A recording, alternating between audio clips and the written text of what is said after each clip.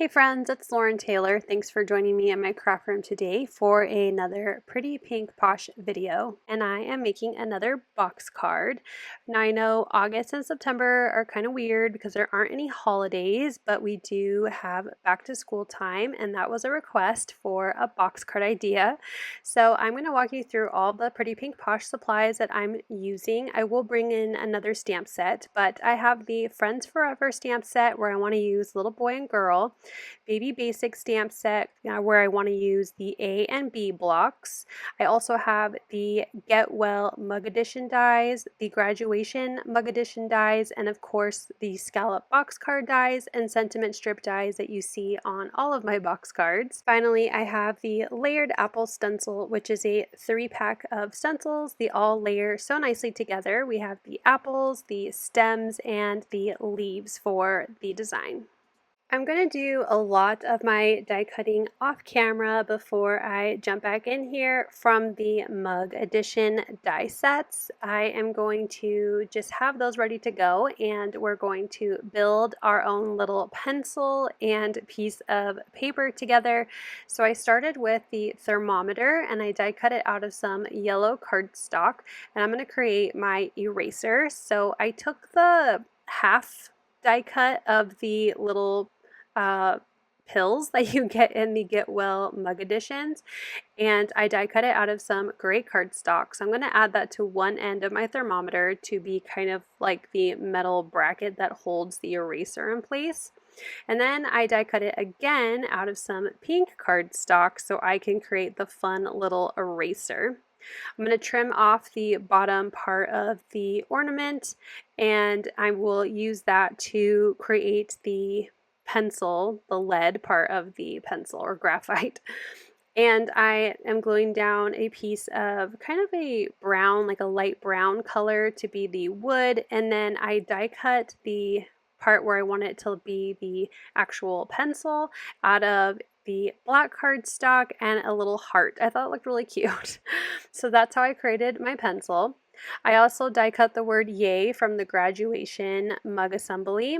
And then I cut out the little prescription note to create my little like lined piece of paper. So we're going to create the lines on this paper using a ruler and some markers. I'm going to start with making my blue lines, just using a blue marker and my ruler, and I'm going to follow the lines that are already created by the die. There's these cute little kind of dotted lines, so just following that design to draw in the blue lines. Then I'm going to create a pink line on the, it looks like the right side, but it will be the left when I'm done, along the edge or the side of my paper. And I think it looks so cute. It looks exactly like the paper that we used to have to use in school.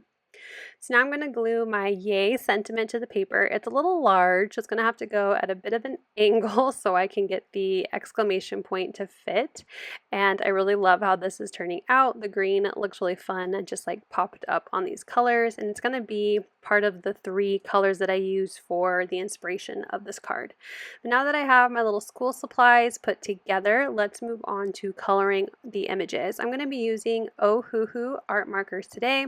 I have Honolulu Bee style for the most part, and except for this marker, which is G3, I will do my best to make sure that I have the caps on screen.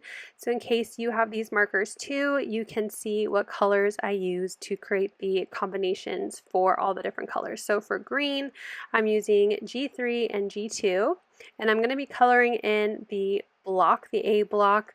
I'm going to use it to add in some color to the outfits of my little school kids as well.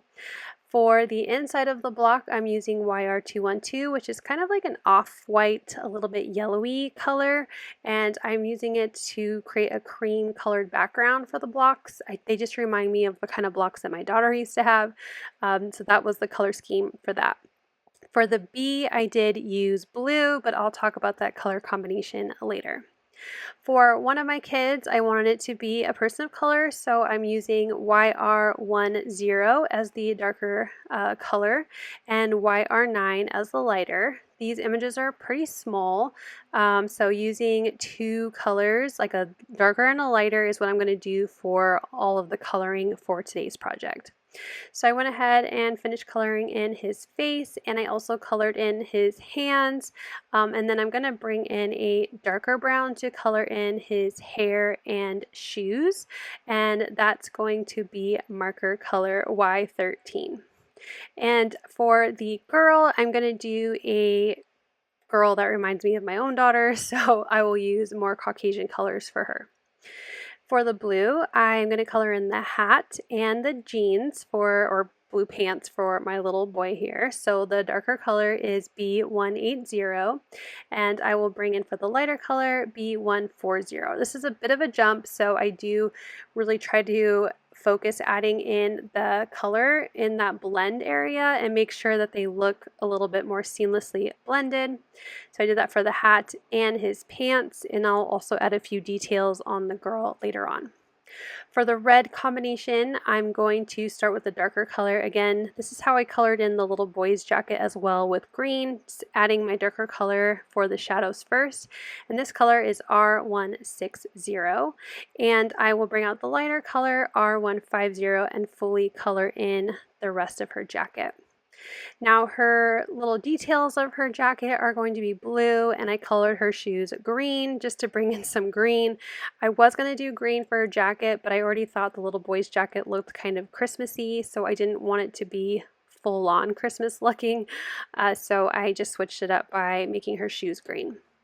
For her hair, I'm going to create a lighter color, so more of a blonde look, and I'm going to bring in the darker color first. So I'm just adding in where I think there would be shadow on the hair, and that color is Y140. Once I'm done with that, I'll bring in the second one, Y130, to color in the hair. Now for a lighter skin tone, I went really kind of peachy for this color. I don't know if I really like this color combination for skin, but you know what? There's so many different colors of skin out there. Maybe someone is a little more peachy. So for this one, it's YR205, and that's going to be the darker tone. So I'm adding that to her ears, her hands, her legs, and her face.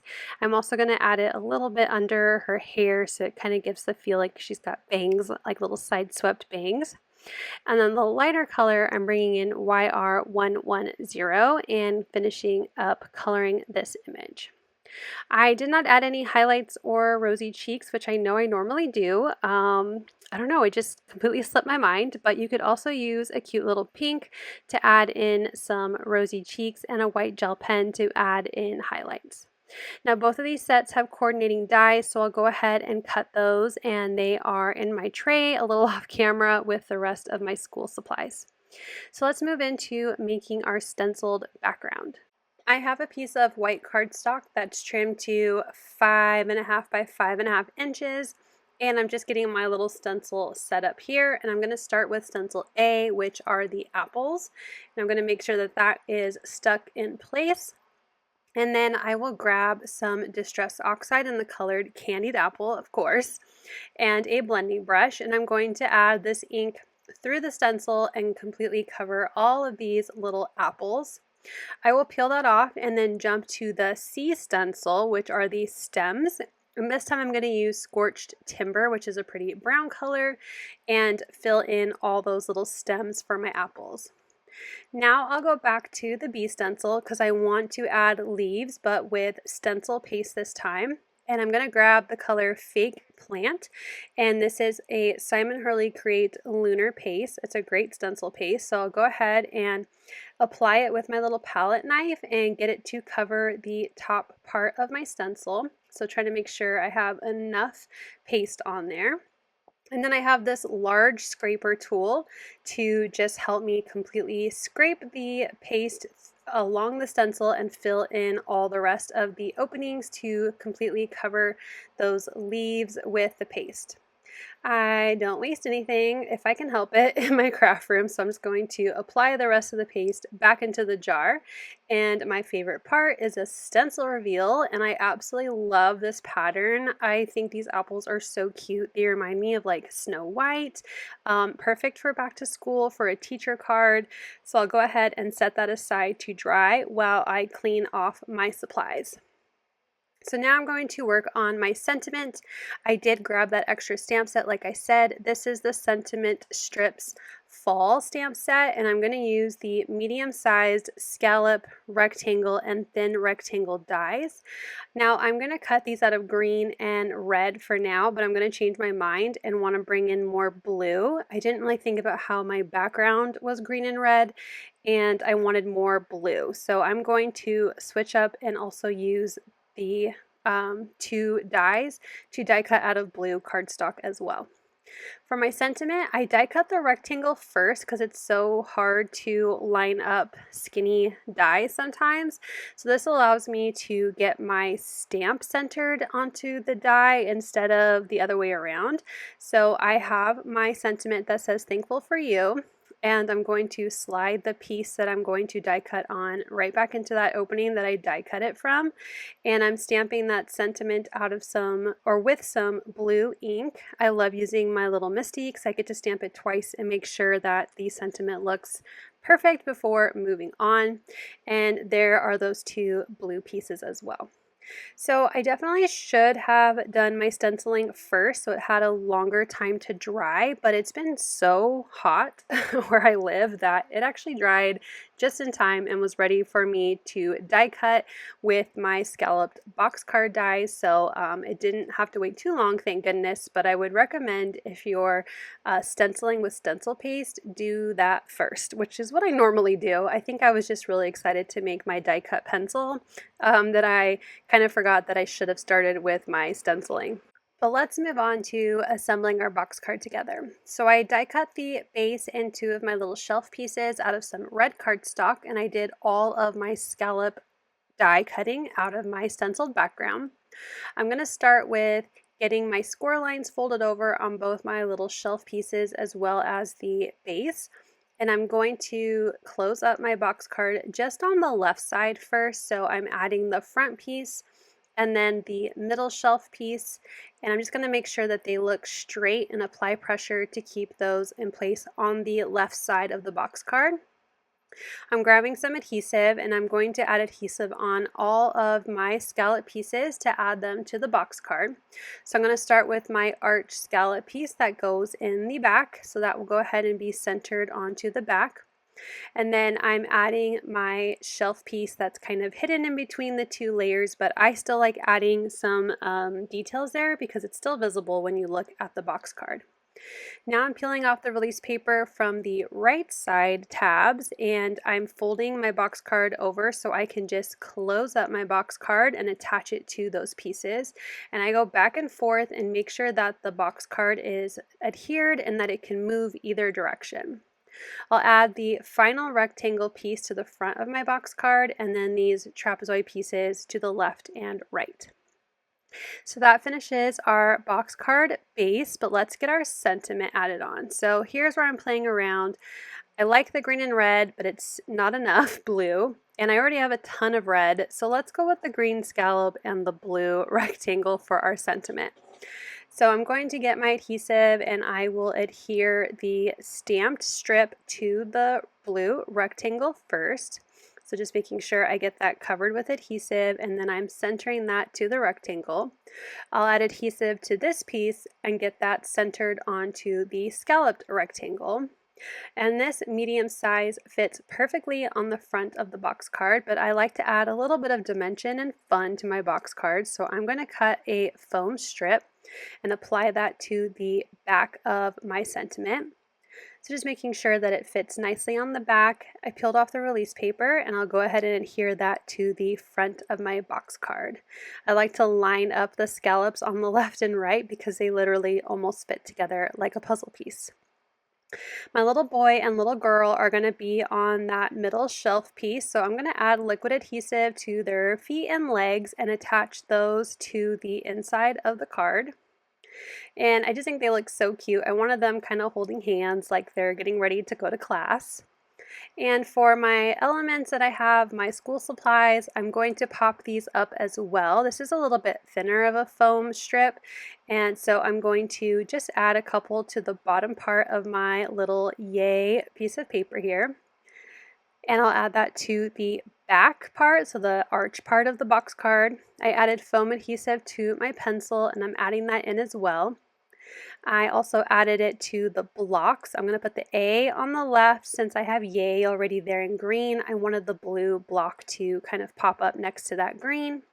And then I noticed that when I die cut my scallops pieces out, there was one apple that was left fully intact. So I fussy cut around that apple that I stenciled and just added it to the box card as well.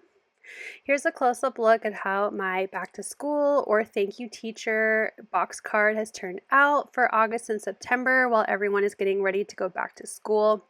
Here's one more close-up. I hope you've had some fun with me in this series. Let me know down below what you think I should do next month, as I need another idea for these 2 months with no major holidays. Thank you so much for watching. I hope you'll click like, and if you're new here, I hope you'll subscribe and come back. As always, you can find everything I use down below in the description box. Thank you and have a wonderful day. Bye!